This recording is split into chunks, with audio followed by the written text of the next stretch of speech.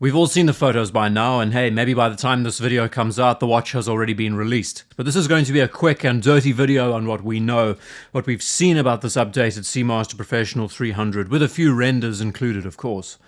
But I also want to ask a pertinent question around these sorts of staged exposures of unreleased watches, worn by the likes of brand ambassadors and celebrities, and of course, watch spotting in general.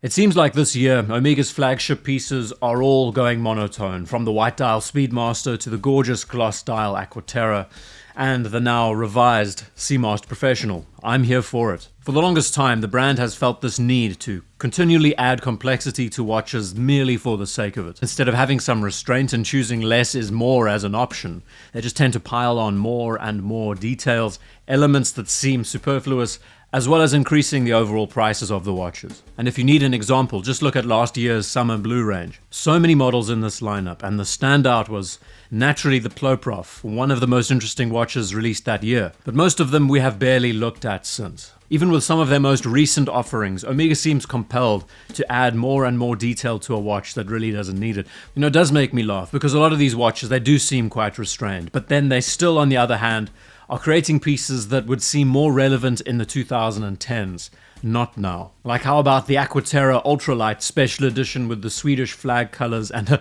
a literal pole on the running seconds hand. I mean, it's the weirdest looking thing. But what about earlier this year with the Dark Side of the Moon relaunch, and they decided to add a Saturn V rocket on the seconds hand? I just don't understand it. This brand tends to have such a strange interplay with pieces that are very characterful and kind of amusing, and also ones that seem deadly serious and actually quite decent. So this has been quite a logical move from the brand to slow down and tighten up their releases with clean, simple pieces.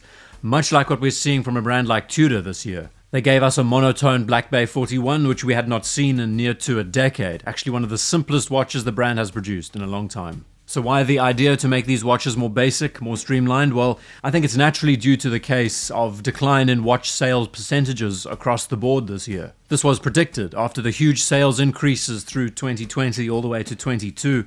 The downturn in sales as hype has been dwindling, so it's become more of a watch enthusiast's market again. And I think it's fair to say that the watch market is starting to find some sort of equilibrium. So playing it safe with releases such as these, it's a good call. To the Seamaster Professional then, what have we been asking for? This current collection has been around since 2017. That's when the modern line was adjusted. There are a lot of bits and pieces that many of us have been asking to be changed. One of the main issues around these watches that I think has turned so many people away is that the general size, the wearability, the proportions are nothing like the originals introduced in the 90s. The beauty of the original SMP 300 was the fact that it was a well-proportioned watch that could be worn in any environment. It had a dress quality, it was streamlined, but the best part of all was that it was slim. The idea of upping the watch's diameter is one thing, but increasing every single other component throws the proportions all over the place. From the helium release crown that has almost tripled in size to the size of the plots, the handset, the bracelet, including its overall thickness as well as a clear case back for the movement. For years, the watch enthusiast community, we have been pining for a return to a mid-size or to just bring this watch's proportions down. And it's fair to say that the new reception of James Bond, the cross-collaborative exercise that Omega has had with the Bond franchise, and the releases of these very specific watches for the films have, in a way, adjusted the trajectory of where the Seamaster Professional seems to be going. Most recently from the No Time to Die with the mesh bracelet. More recently, the Bond 60th anniversary piece that pulled inspiration from some of the earliest Seamaster Professionals, and frankly, it's one of the most beautiful dive watches ever created, let alone one of the most beautiful Seamasters ever made. There are too many things to like about this watch, and the community are still chomping at the bit for them, so this level of momentum is being carried over. As I'm recording this, the Paris Summer Olympics are going on, and Daniel Craig is there in the spotlight under the Omega banner, and he was seen wearing a black Seamaster Professional on a mesh bracelet. Of course, we know what this means. After the white dial Speedmaster debuted on his wrist last year and got all of the internet's attention, this one is doing the same. Looking at the finer print, this is going to be a watch that's arriving very shortly. I find this form of media coverage, these unreleased leaks on the wrists of ambassadors, very peculiar. It seems staged at this point. Naturally, it probably is. First time around seeing the white dial Speedmaster on his wrist, okay, maybe that was a fluke.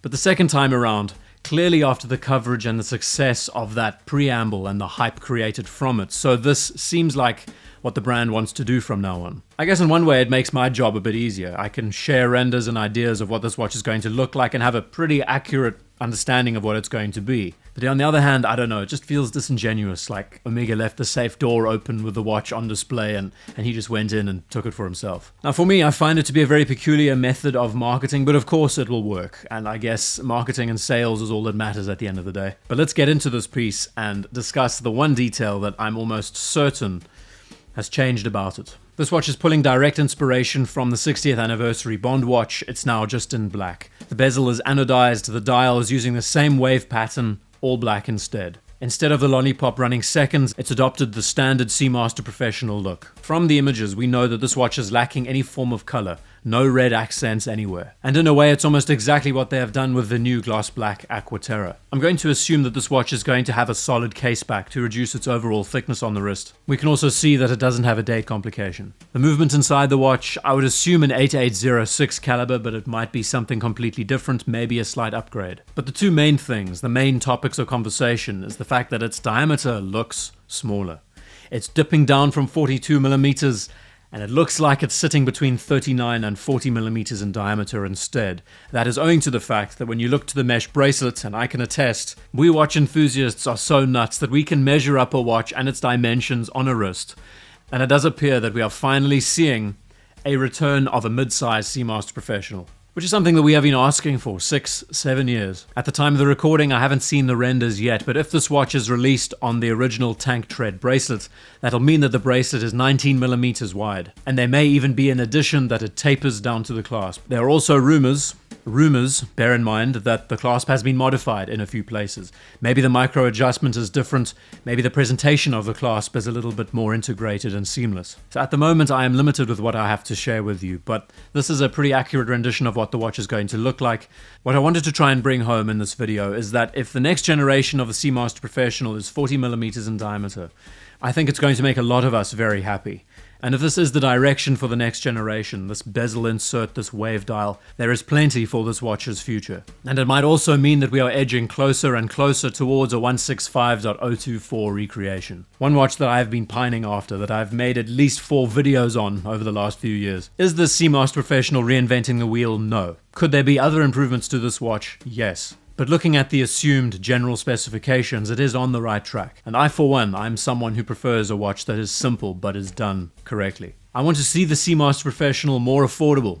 I want to see it receive the same reputation that it had in the 90s. And this is the sort of design direction that is going to do it. So I'll be leaving you with a rhetorical question. Is this the sort of direction that the Seamaster Professional should go? Better proportions, less presence on the wrist, and a tighter presentation. Thank you for taking the time to watch this video, and I'll see you in the next one.